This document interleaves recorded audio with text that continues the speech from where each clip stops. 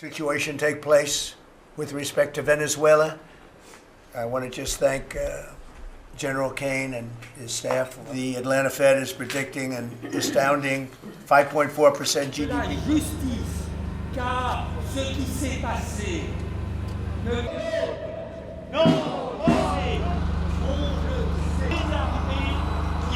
national résistance iranien.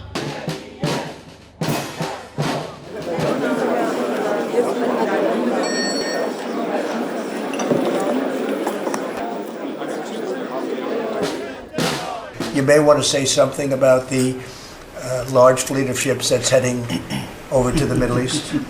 Well, Mr. President, you had to, like so many other cabinet members have referenced, rebuild the perception of America. And at the Department of War, that meant reestablishing deterrence.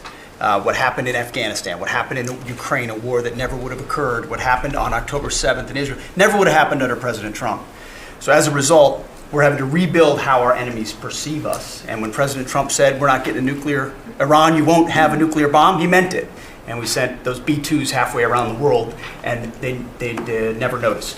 When he said, we're not going to tolerate trafficking drugs anymore in our hemisphere, we treat them like the Al-Qaeda of the Western Hemisphere, he meant it, and we're executing that. When you said, Mr. President, we're securing the border, the military was proud to do their part alongside Homeland Security to do that. Same thing with Iran right now, ensuring that they have all the options to make a deal. They should not pursue nuclear capabilities. We will be prepared to deliver whatever this president expects of the War Department. What's your favorite part of the film first? Thank you very much. Iran, Mr. President, have you had any conversations with Iran in the last few days, and are you planning on any? I have had, and I am planning on it, yeah. We have a lot of very big, very powerful ships sailing to Iran right now. And it would be great if we didn't have to use them. Okay? Can you say what the message was that you shared with Iranians? Well, I told them two things. Number one, no nuclear. And number two, stop killing protesters. They're killing them by the thousands. You know, I stopped 837 hangings 2 weeks ago. But they're going to have to do something. Nobody's seen anything like this. Mr. President, Thank you very much.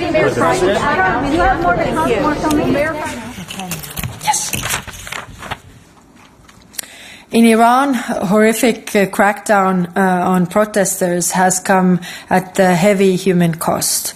The EU already has sweeping sanctions in place, and today ministers agreed to designate Iran Revolutionary Guard as a terrorist organization.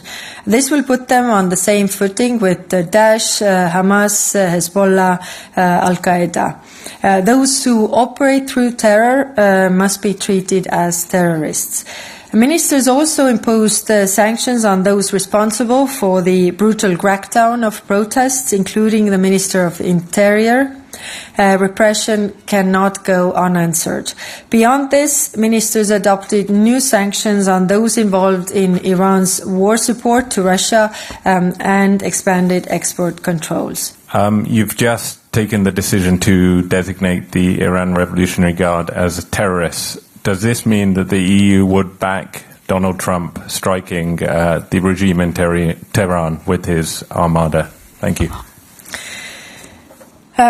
This decision means that if we list them as a terrorist organization, then many member states have criminalized any activity or interaction with the terrorist organization. So that puts more pressure on this.